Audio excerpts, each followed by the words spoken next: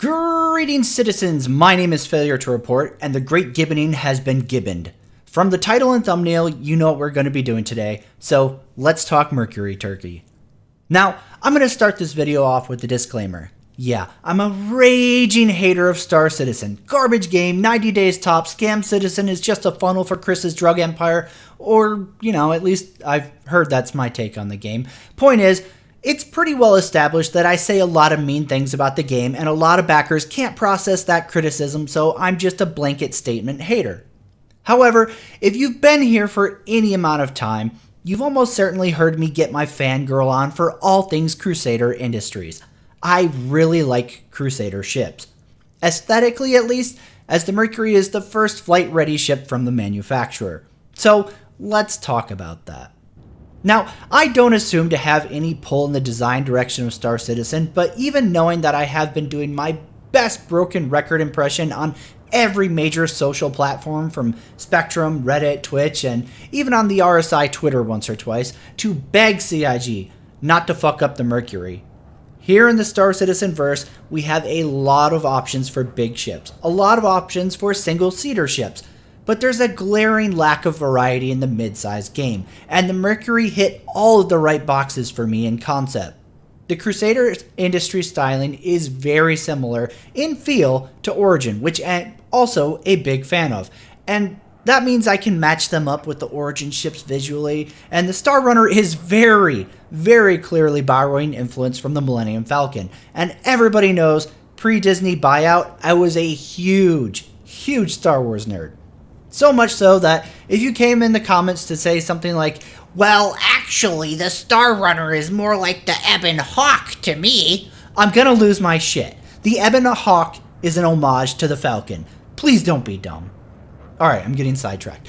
Where I'm going with this is that even with all the criticism I have for the state of the project, lack of progress, and so on, I am still a huge fan of Crusader ships, and the Mercury being good was really up there on my please don't fuck this up list for CIG in 2020.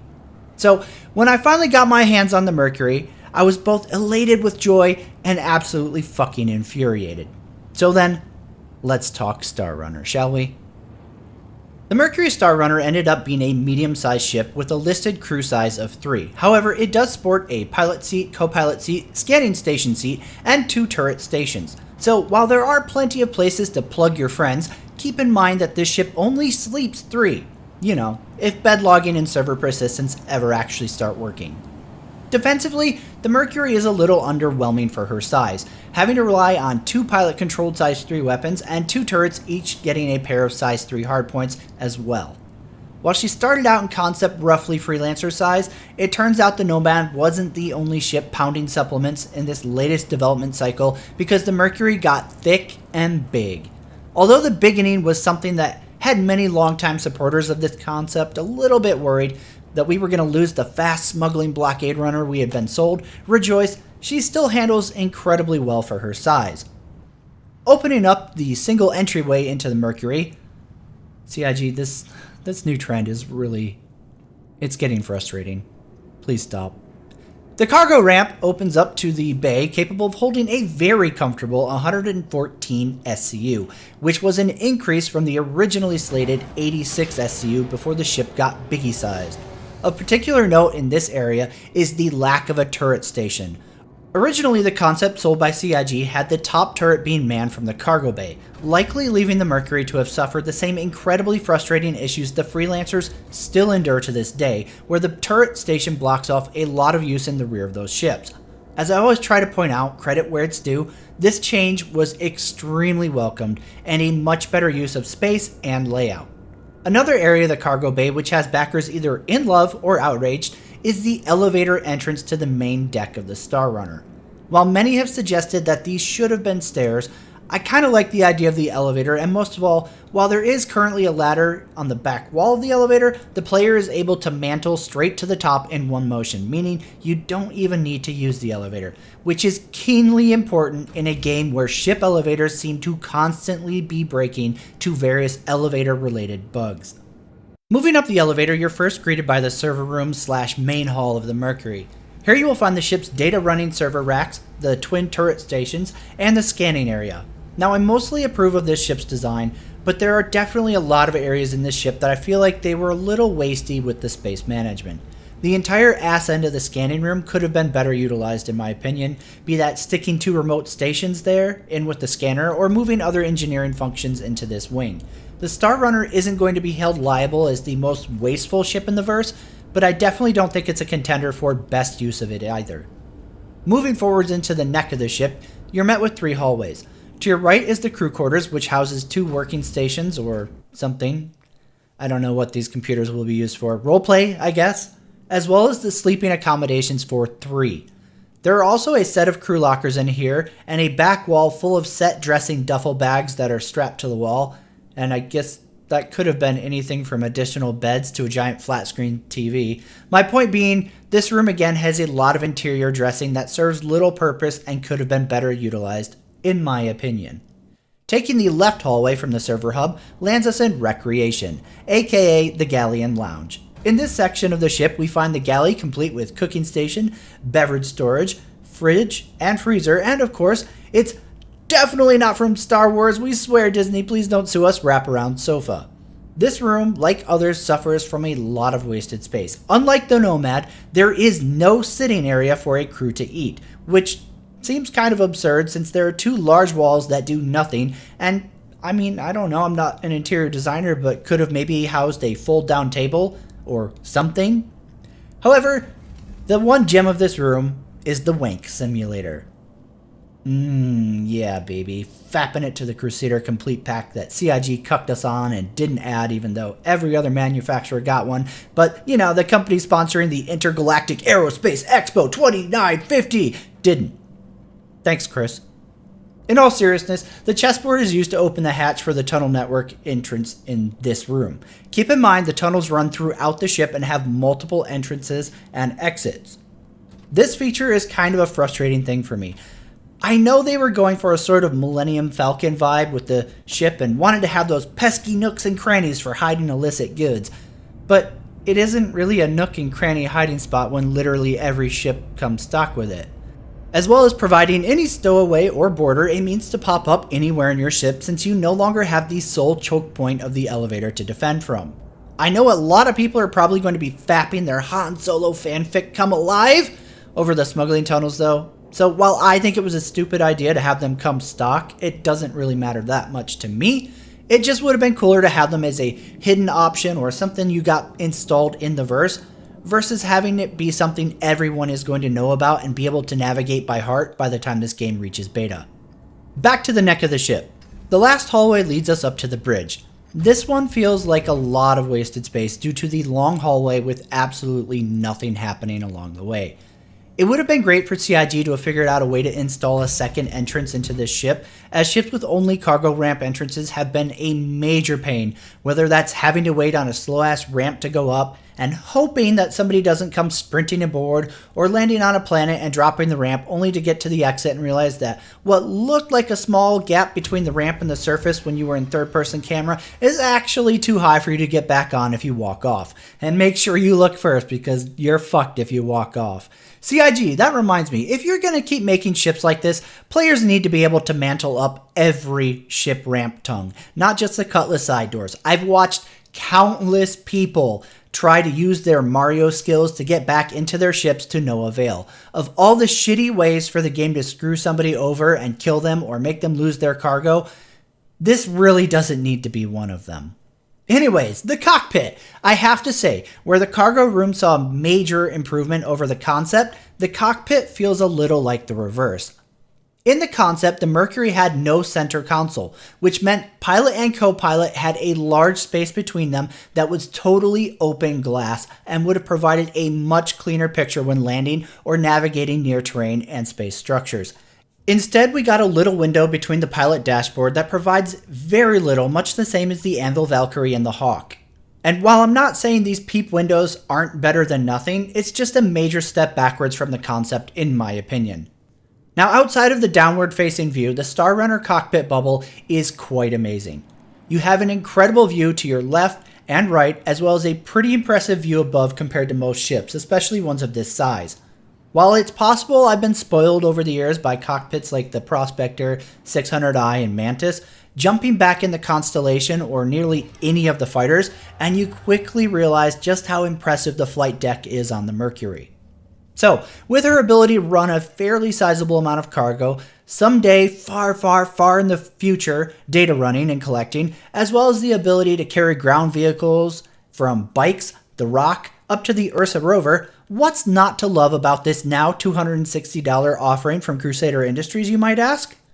Well, the fuel consumption. Now, I've tried to be a little less of an asshole in 2020, but I'm going to go ahead and pause that really quick. Hold on. If I was running a webcam right now, you'd see me taking off my good failure hat and putting on my asshole hat. I'm going to say some mean shit, and some of you are probably going to feel targeted. That's fine. I really don't care, because it clearly needs to be said, because I see way too many shills and Chris dick suckers on fucking Spectrum and Twitch and YouTube blowing this fucking stupid idea. The fuel consumption rate on the Mercury is without a doubt its biggest flaw. Like the mole that nobody stood up for, the Mercury is quietly being buried as one of the most incredible looking and useful ships CIG has made to date, but utter fucking trash because of how insanely fast the fuel is depleted. Leaving New Babbage Spaceport on Microtech and flying straight up to 11 kilometers at SCM speeds, and then jumping to Port Tressler in orbit, landing me at nearly 80% of fuel. No afterburning, no fancy flying, just trying to leave one planet. Now, I've seen a lot of people sticking up for CIG's stupid fucking design choice in terms of fuel consumption, and I've held my tongue, because it's usually on Spectrum or some other content creator's channel, and I don't like to start drama on those platforms. Old failure? Yeah, probably, but I'm trying to be a little bit more respectful these days. But over here in failure land, nah fam, fuck all of that. First off, even with just having Stanton, the hydrogen fuel use in the Mercury is fucking atrociously unacceptable. Somebody timed out flying straight level flight around Microtech, landed them on empty in under 30 minutes. That should not be possible on any ship, much less a mid-sized ship. There should not be a single backer encouraging CIG to have any ship only capable of functioning on a planet atmosphere for less than fucking hours. I guess the White Knight Simp Lords of Spectrum have somehow forgotten, while rabidly defending this shit, that Star Citizen is supposed to be a universe with many solar systems, of which Stanton is not nearly supposed to be the largest. And many systems are supposed to be frontier style, where you're out in the black, making your way, living that fucking Firefly dream. How the fuck are you supposed to do that with 30 minutes of flight time, you stupid fucking genius? Now sure, the Mercury can float around space alright without hitting empty too quickly, but in atmosphere the fuel consumption is fucking terrible, and there should have been massive outcry from all sides on this ship, just like there should have been for the Mole. Instead, we've seen a slew of stupid idiots exercising their ability to spread stupid on the internet. It doesn't need fuel efficiency, it's a freighter! It's not a fucking freighter, you idiot. It's a mid-sized ship that has some cargo and is focused on data collecting and running. Running, as in transporting. I'd further put forward that even the goddamn Caterpillar has better fuel efficiency, and it's actually a cargo hauling focused ship. Cause rip that once promised modularity, lol. It trades fuel for how fast it is. What? Look, the Mercury handles well for her size, but it isn't going to be outrunning anything that's hunting it outside of a Corvette-sized ship. If the Mercury functioned like, I don't know, maybe the Herald, where you drop the hammer on the throttle and it just threw your passengers against the bulkhead for a sudden hard burn straight to max speed, I would totally get behind the concept of it burning fuel hard during that. Here's the problem. The Star Runner can't even burn to max cruise speed without cooking the thrusters, and the fuel drain is always atrocious, whether you're flying straight and level or mashing the go button. It literally doesn't matter. My favorite is the morons who say some real wild shit like, well, that's what refueling ships are for.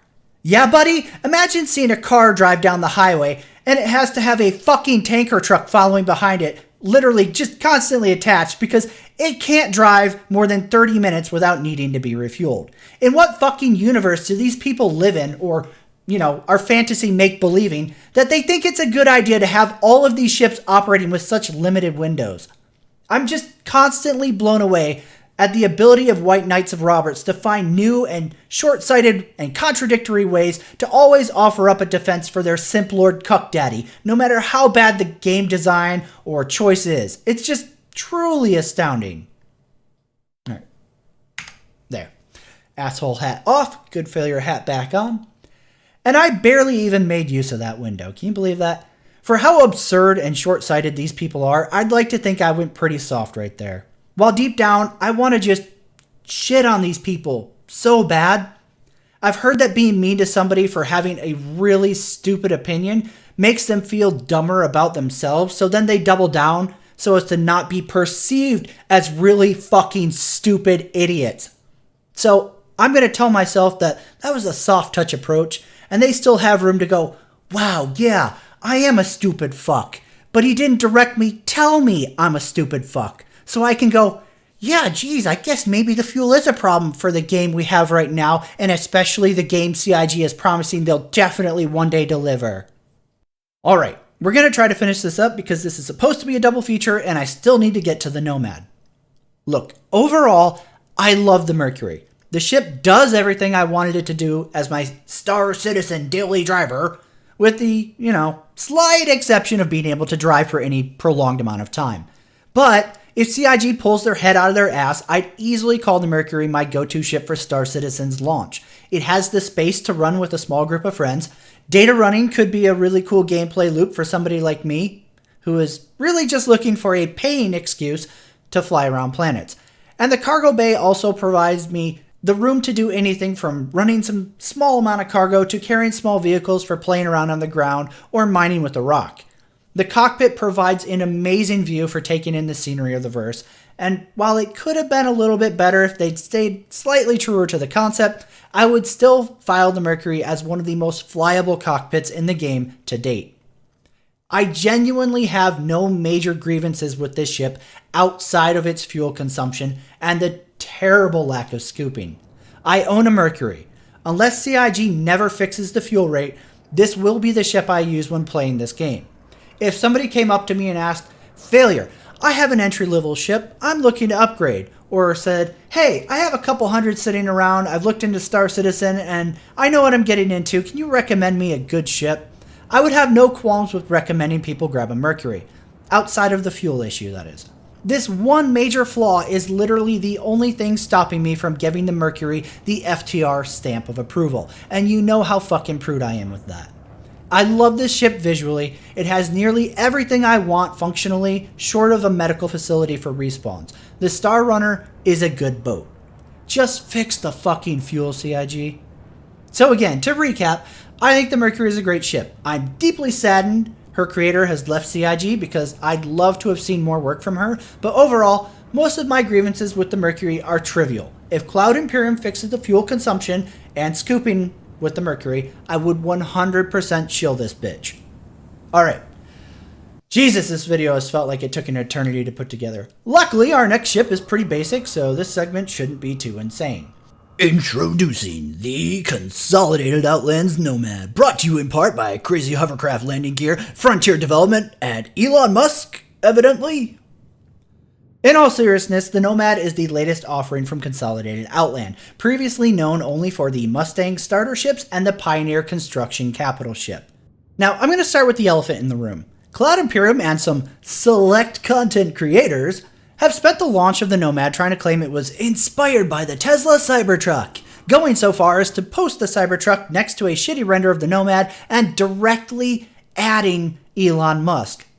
Like that thirsty fucking fanboy who tries getting Scarlett Johansson to acknowledge they exist. Just stop. It's so cringy, and you're as similar as this bowl of goldfish crackers on my desk to the planet Jupiter.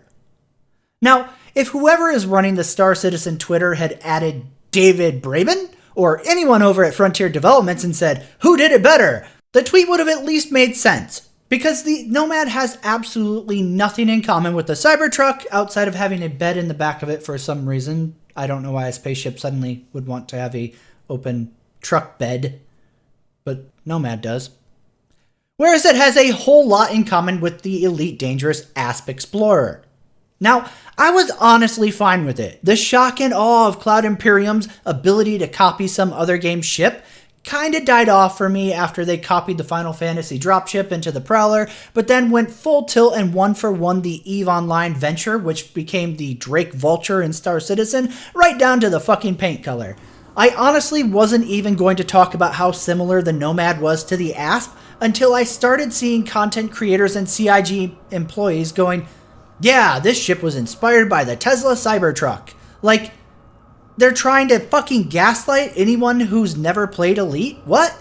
No, it isn't. Just fucking own it. You copied the Asp design, made it smaller, and put an interior in it, which to your credit is something Frontier hasn't done in almost a decade. I'm fine with it. What I'm not fine with is the fucking lie and acting like this isn't what's clearly happened here.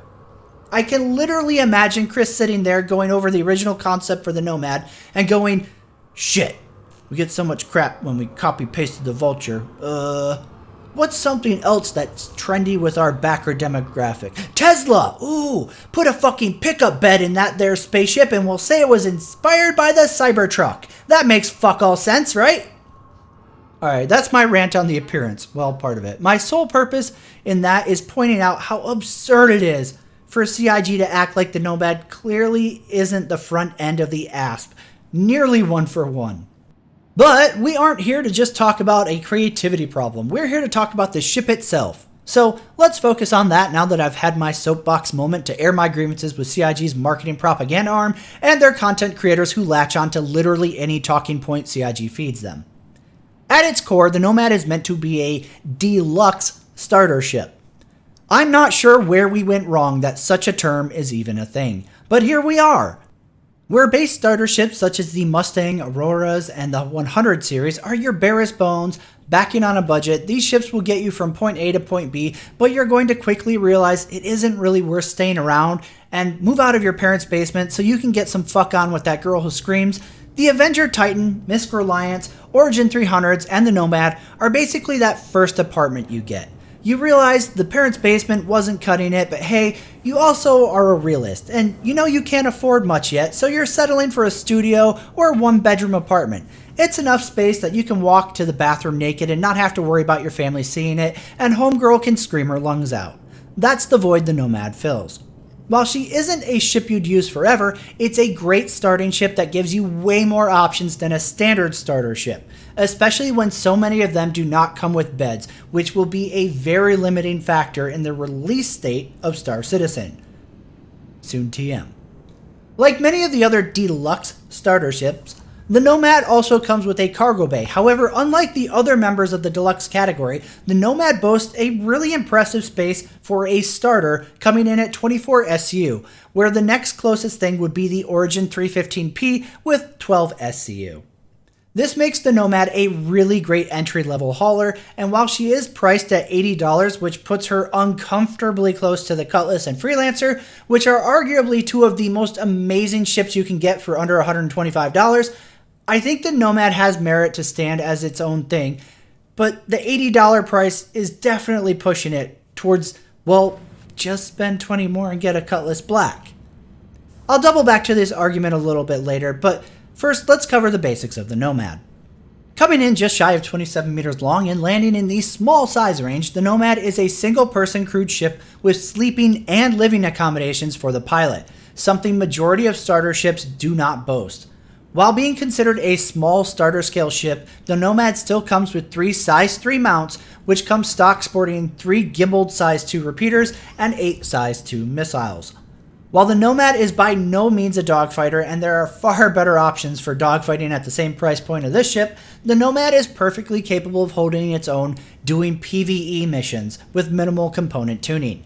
This means that her fighting ability paired with the 24 SCU cargo makes the Nomad an incredibly well-rounded starting ship crewed by only one person, capable of running cargo, doing box deliveries, hunting down bounties, or hauling a rock mining cart.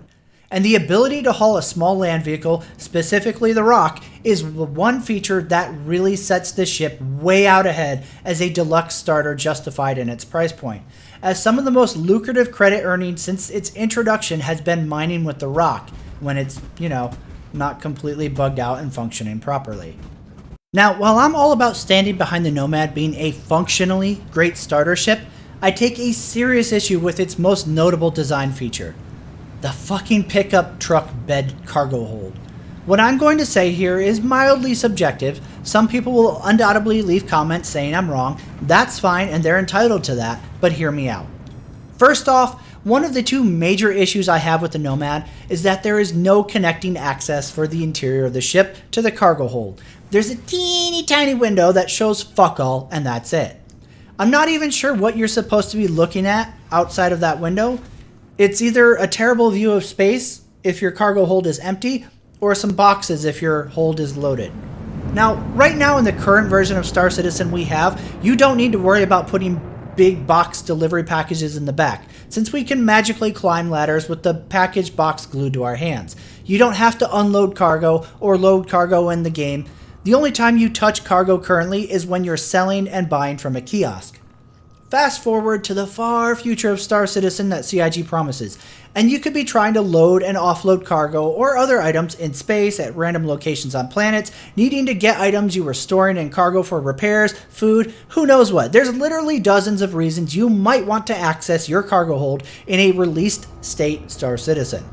And with the Nomad, that means exiting the ship, EVAing or walking around the back of the ship and getting into the bed of the cargo hold, and then bringing whatever you need to get inside of the ship around through the door. The second major flaw I see with this cargo hold design is that it is literally just advertising to all of the wrong people. Right now, in order to know what somebody is hauling, you have to target them, enter scanner mode, and scan the ship, hoping it sits mostly still for you to see what's inside. With the Nomad, however, you're broadcasting to anybody who knows how to scroll wheel their view that you're running a full load of cargo. And while Star Citizen still doesn't have piracy of player goods, it isn't hurting for griefers who get their little peepees hard by blowing up traders and miners because lol. And while the various forms of griefing have been much less of a problem from my experience due to prison and law system changes made in the last year to Star Citizen, if I was bored and wanted to do some pad ramming, the first thing I'm going to do is go, "Oh shit, loaded Nomad on the deck!" And while you're sitting inside Olisar or an orbital station trying to sell your cargo for a goddamn hour because Star Citizen's pretend economy simulation is still dog shit in the year 2020, that suppressed explosion you hear from inside the station is my Carrack scattering your Nomad to the stars. Outside of the absurdity of the Nomad's cargo bed, this ship is incredibly well-rounded and offers the ability to get functions normally reserved for larger and much more expensive ships in the size of a starter. Usually when people ask me for a best starting package ship, my go-to referral is always the Avenger Titan. It's a capable entry fighter, has some cargo, has a bed for logging out, but she really doesn't have much beyond that. My second recommendation, and usually the one I push the hardest despite the Avenger being a great starter for $55, is the Cutlass Black. Unlike the Avenger, the Cutlass has a much more robust cargo hold, jump seats for ground troops, and can haul ground vehicles. The problem is also nearly double the price point from the Avenger Titan, coming in at $100. And in my opinion, spending $100 to get an entry ship to the game is just terrible. Firstly, it should never cost anyone that much to get into a game. Secondly, and something that seems constantly to get overlooked by some members of this game's community, is that not everybody can afford that extra $50. More than anything though, the problems of the starting ships and why nearly every content creator will recommend the Cutlass Black or the Freelancer Base is just how bad the functionality and options of the starter tier ships are. Yeah, you can get an Aurora package that costs $45 or the Mustang, but those ships are utter dog shit trash. Yeah, you can absolutely make those ships work long enough to earn credits to get into something else, but it's a terrible experience. You aren't gaining anything by doing it right and starting from the bottom besides wasting time of your life that you will never be able to get back. There are a handful of ships in the $50 to $100 price range that I would never touch because they don't offer me anything in terms of gameplay. I can't do bigger and better with more expensive ships, yet even those ships absolutely eclipse the official starter tier ships, and that's become a problem across Star Citizen's professions. So, while people who argue you should just spend $20 more than the Nomad to get a Cutlass Black aren't objectively wrong, subjectively, though Nomad does have its place for people who want a smaller ship, less focused on group play, or simply don't have the budget. So I do think the Nomad does have a place in Star Citizen, and it serves a role that needs a lot more focus. But I do think the Nomad should have been a lot closer to the $60 to $70 price point to keep it further away from the Cutlass.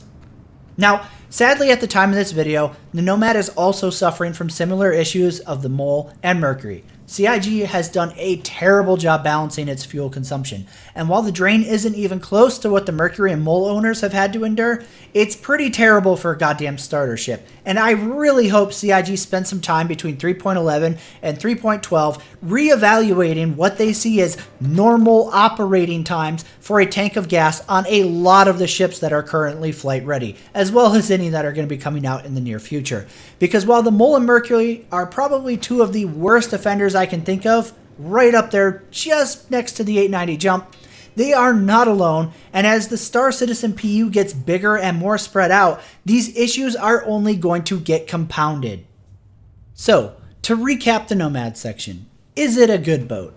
If the Mercury Star Runner gets a 9 out of 10 stamp of approval, pending a fix to the fuel consumption of course, I would give the Nomad 7 out of 10. It loses some major points in my eyes due to the pickup truck gimmick they forced on this ship to make it not look like what every Elite Dangerous player knows it looks like.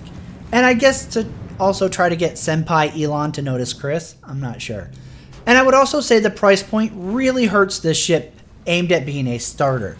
Most people know I'm really outspoken on a lot of CIG's pricing, so it should come as no surprise to anybody that I find the idea of pricing a single-seat starter ship at $80 as a bit of a leap. That said, if you can afford to grab a Nomad for $80 but you either can't afford the Cutlass Black or don't want the hassle of a larger ship, I can see the merit of the Nomad. Functionally, she's a good ship to grow in the verse with.